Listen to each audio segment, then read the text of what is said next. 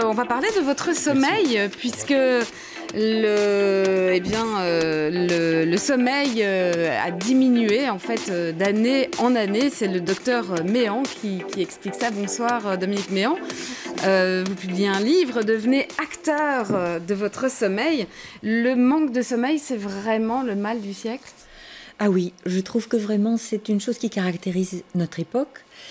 Et ça remonte déjà à 60 ou 80 ans, que petit à petit nous avons manqué de sommeil, à cause d'abord de l'avènement de l'électricité, ça remonte à plus longtemps, mais après il y a eu la télévision, et puis nous avons eu des GSM, des ordinateurs. Et puis maintenant l'ère digitale évidemment ne nous aide pas, et donc voilà. Au final il nous manque une nuit par semaine, vous expliquez? Oui, parce qu'il nous manque à peu près 1 heure par nuit de bon sommeil.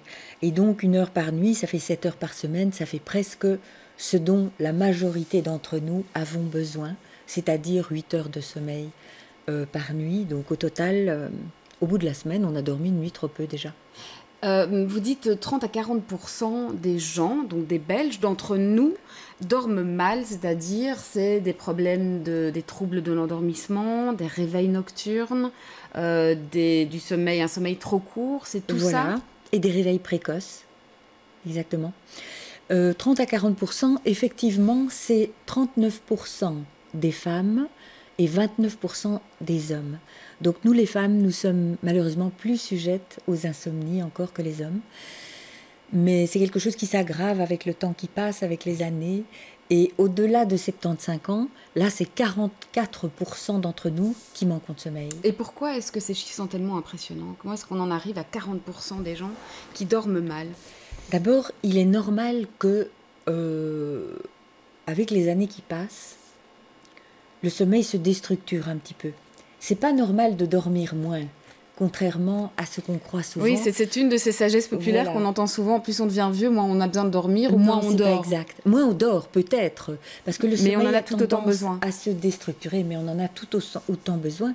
Et ce que font beaucoup de personnes qui avancent en âge, et elles ont bien raison, c'est de compenser le manque de sommeil de la nuit par une petite sieste en début d'après-midi. Moi, j'encourage beaucoup les petites siestes qui doivent se faire entre 20 et 30 minutes en début d'après-midi. Alors c'est quoi? Pardon, vous vouliez continuer encore là-dessus? Entre 13 et 15 heures. Ça, c'est l'heure idéale pour une petite sieste. Mais il faut pouvoir, évidemment. Il faut avoir l'occasion de le faire, bien sûr. Bien sûr. Alors, on a parlé du mauvais sommeil. C'est quoi finalement un bon sommeil alors? Alors, la bonne nuit, c'est celle dont on se réveille frais et dispo. Le matin, je me réveille en forme. Je me dis chouette, une nouvelle journée, ça va être formidable. J'ai de l'énergie et tout va bien. Parce qu'on parle de ces heures, ça aussi, ça fait partie des idées qu'on a reçues comme ça et dont on ne sait plus très bien d'où elles viennent. Les heures avant minuit qu'on double, plus on va dormir tôt, mieux on récupère. Est-ce que c'est vrai tout ça finalement? Est-ce que les oiseaux de nuit, ou en tout cas les personnes qui vont dormir un peu plus tard ou qui pensent avoir besoin de moins de sommeil, c'est une réalité aussi? Les heures avant minuit qu'on double, c'est vrai pour les couches tôt. Mais c'est pas vrai pour les couches tard. Et donc des couches tard peuvent avoir un bon sommeil également. Tout à fait, tout à fait.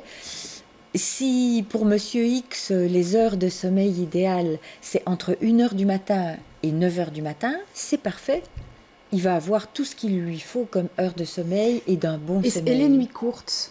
Cette idée que certains ont besoin de moins de sommeil que d'autres? C'est vrai. C'est vrai que certains ont besoin de moins de sommeil. Mais il faut savoir que 90% d'entre nous avons besoin de 8 heures de sommeil. Et seulement 5% ont besoin de vraiment moins, sont contents avec 4, 5, parfois 6 heures du sommeil. Ce sont les petits dormeurs.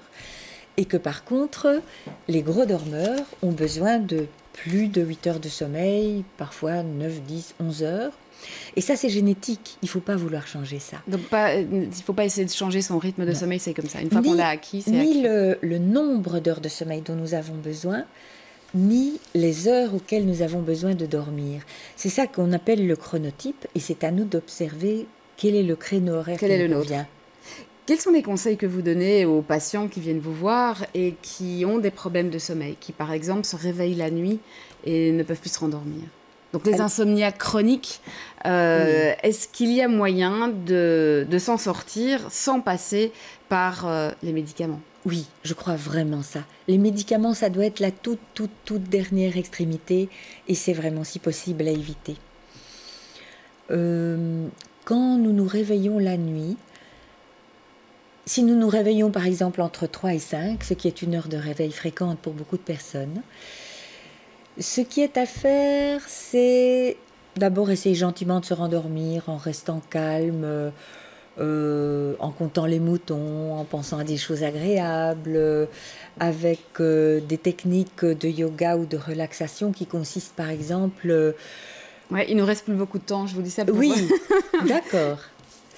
Donc, la nuit, si au bout de 20 minutes, une demi-heure, on n'est pas rendormi, il faut se lever.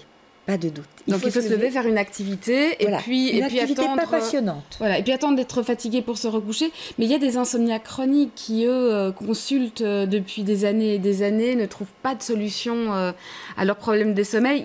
Il y a des cas, évidemment, qui ne peuvent pas se contenter de remèdes de ce type-là. Voilà. Est-ce que, là aussi, vous avez des conseils qui évitent justement de devoir en passer par des médicaments ou par des psychotropes? Oui, je dirais d'abord adapter le rythme alimentaire sur la journée, manger le matin comme une reine, le midi comme une princesse et le soir comme une pauvre.